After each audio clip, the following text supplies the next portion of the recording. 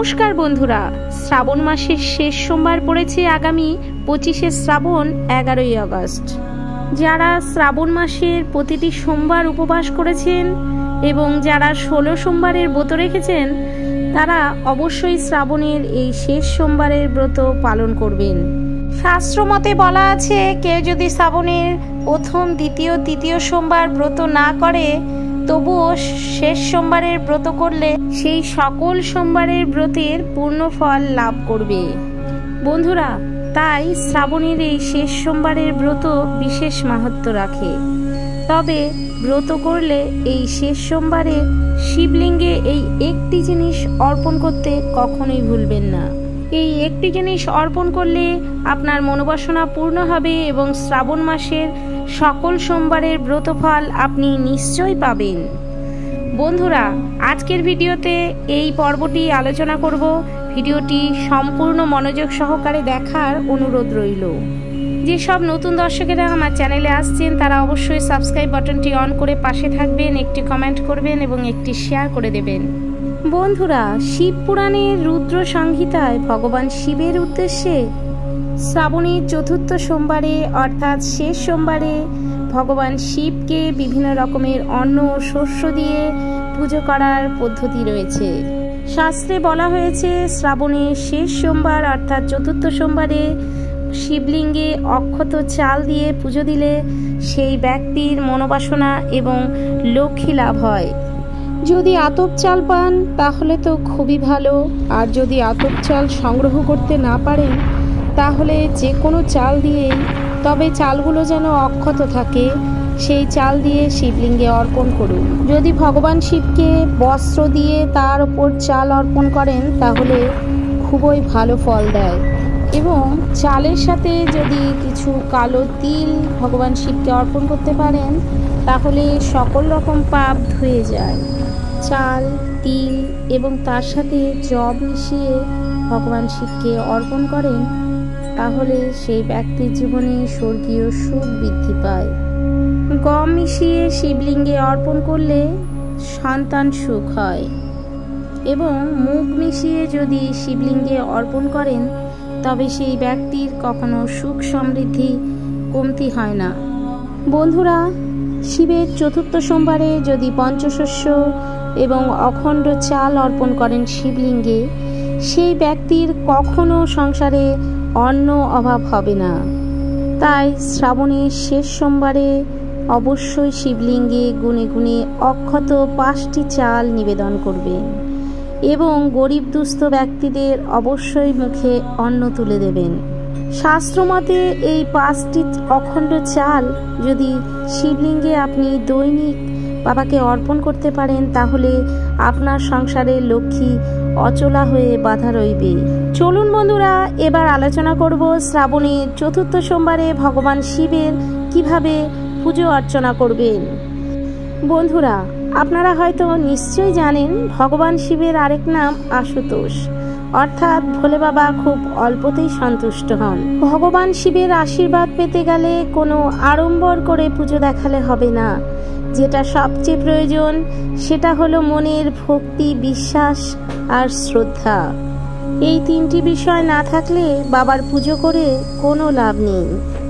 যদি আপনি ভক্তি, নিষ্ঠা আর বিশ্বাস সহকারে বাবার পুজো করতে পারেন তাহলে শ্রাবণের চতুর্থ সোমবারে আপনি বাবার পুজো করুন এবং আপনি যে উদ্দেশ্য নিয়ে, যে সুপ্ত মনোবাসনা নিয়ে পুজো করবেন সেই মনোবাসনা আপনার নিশ্চিতভাবে সফল হবে। বন্ধুরা, আপনারা নিশ্চয়ই জানেন ভোলে বাবার পুজো সবাই করতে পারেন। আপনারা বাবার পুজো যে কোনো মন্দিরে গিয়ে করতে পারেন, তাছাড়া আপনার গৃহে প্রতিষ্ঠিত শিবলিঙ্গ বা শিবের মূর্তিতেও পুজো করতে পারেন।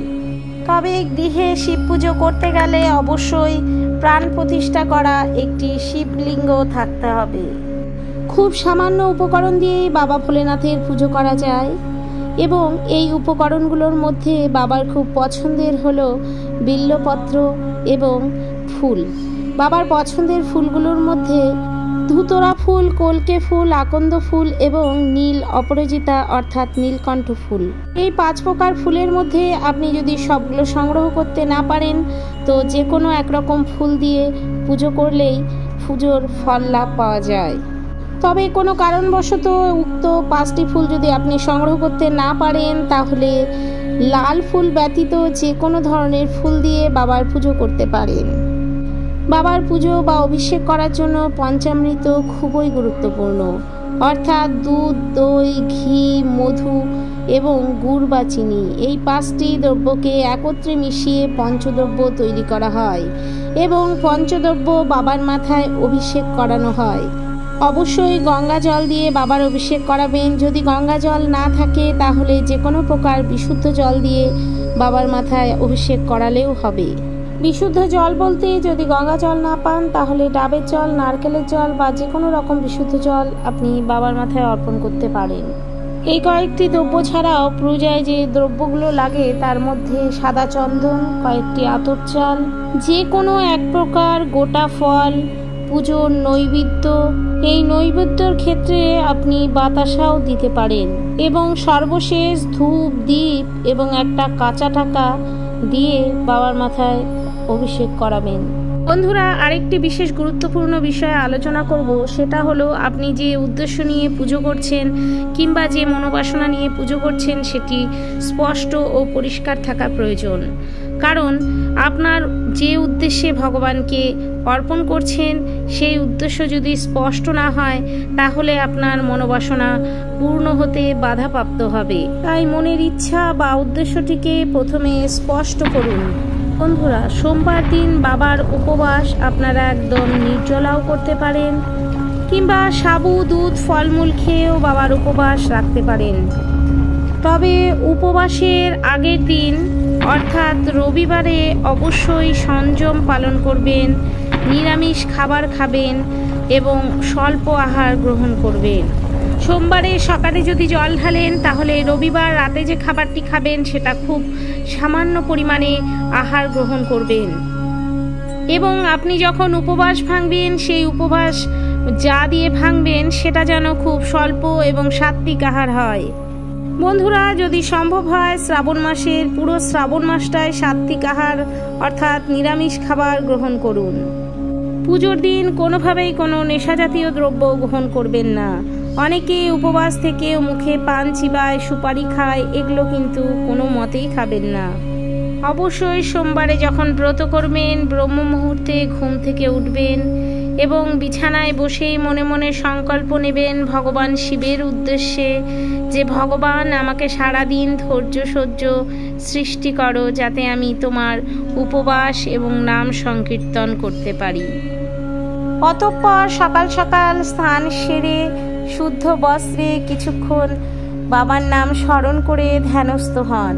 কিছুক্ষণ ধ্যানে মনসংযোগ করলে আপনার মন স্থির হবে এবং যখন আপনি পুজো দেবেন একও মনে শুদ্ধ চিত্রে বাবাকে আপনার মনোবাসনা জানাতে পারবেন। সকাল সকাল স্নান সেরে বাবাকে পুজো দেবেন, কিন্তু এই পুজো আবার সন্ধেবেলাও করতে হবে। সান্ধ্যকালীন সময়ে অবশ্যই ধূপ দীপ জ্বেলে বাবার পুজো করবেন।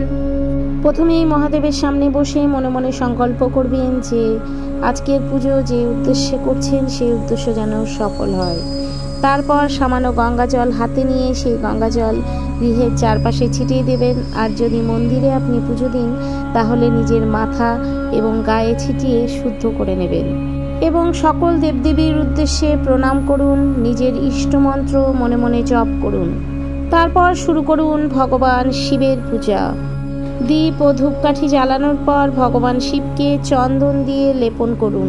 তারপর এক এক করে পঞ্চামৃত, ফুল, ফল, নৈবেদ্য বাবার উদ্দেশ্যে অর্পণ করুন। এরপর গঙ্গা জল বাবার মাথায় ঢেলে দিন এবং ধূপ ও দীপ বাবার সামনে আরতি করে দেখান এবং পুজো দেওয়ার সময় অবশ্যই মনে মনে একটি মাত্র মন্ত্র উচ্চারণ করবেন, সেটি হলো ওম নমঃ শিবায়, ওম নমঃ শিবায়, ওম নমঃ শিবায়। শ্রাবণের চতুর্থ সোমবারে অবশ্যই 21টি বেলপাতা মহাদেবকে অর্পণ করবেন। এই 21টি বেলপাতা 21 বারে মহাদেবকে অর্পণ করবেন এবং তার আগে সেই বিল্লপত্রগুলোতে অবশ্যই চন্দন মাখিয়ে নেবেন। পুজো সমাপন হয়ে গেলে বাবার সামনে ধ্যানে বসুন এবং 108 বার ওং নমঃ শিবায় মন্ত্রটি উচ্চারণ করবেন। যদি কোনো জটিল রোগ থেকে মুক্তি লাভ চান, অকাল মৃত্যু রোধ করতে চান, তাহলে অবশ্যই শ্রাবণের সোমবারগুলোতে মহামৃত্যুঞ্জয় মন্ত্র জপ করবেন। মহামৃত্যুঞ্জয় মন্ত্র জপ করলে ভগবান স্বয়ং আপনাকে সমস্ত রকম বিপদ আপদ এবং অকাল মৃত্যুযোগ থেকে রক্ষা করবেন। যারা মহামৃত্যুঞ্জয় মন্ত্র জপ করতে পারবেন না, তারা অবশ্যই মনে মনে 108 বার ওং নমঃ শিবায় মন্ত্রটি জপ করুন। পুজো এবং জপ তপ শেষ হওয়ার পর যে পঞ্চামৃতটি বাবার উদ্দেশ্যে বানিয়েছিলেন, সেই পঞ্চামৃতটি মুখে দিয়ে আপনার উপবাস ভঙ্গ করুন এবং সান্ধ্যকালীন সময়ে অবশ্যই একটি প্রদীপ জ্বালাবেন এবং বাবার পুজো করবেন। সান্ধ্যকালীন পুজোর পর আপনি আপনার উপবাস ভঙ্গ করতে পারেন, সেক্ষেত্রে নিরামিষ আহার গ্রহণ করতে পারেন এবং যদি ফলমূল দিয়ে আহার করে পুজো করেন বা উপবাস করেন, তাহলে পরের দিন যে পারণের যোগ পড়ে সেই সময়ের মধ্যেই আপনি পঞ্চশস্য ভগবানকে অর্পণ করে পারণ করে আপনার উপবাস ভাঙবেন। বন্ধুরা, সর্বশেষে আরও একবার বলবো, শ্রাবণের চতুর্থ সোমবারে সবাই উপবাস রাখুন এবং শিবলিঙ্গে অবশ্যই 5টি অক্ষত চাল আপনারা অর্পণ করবেন, সাথে পঞ্চশস্য এবং আরও প্রয়োজনীয় দ্রব্য যেগুলো আমি ভিডিওতে আলোচনা করেছি, এই দ্রব্যগুলো দিয়ে বাবার পুজো সমাপন করবেন। ভিডিওতে আলোচিত সমস্ত বিষয়বস্তু ভক্তিমূলক, শ্রদ্ধামূলক এবং জ্ঞানমূলক। ভিডিওটি দেখে যদি আপনি উপকৃত হন, অবশ্যই ভিডিওতে একটি লাইক করবেন এবং ভিডিওটি শেষে একটি কমেন্ট করবেন। ভক্তি ভরে লিখে যাবেন হর হর মহাদেব। ভগবান আপনার মনের ইচ্ছে অবশ্যই পূর্ণ করবে। বন্ধুরা, আজকের মতো ভিডিওটি এখানে শেষ করব। আপনাদের সাথে দেখা হবে অন্য একটি ভিডিওতে। সবাই ভালো থাকবেন, সুস্থ থাকবেন। সবাই আগামী শ্রাবণের শেষ সোমবারে বাবার ব্রত রাখবেন।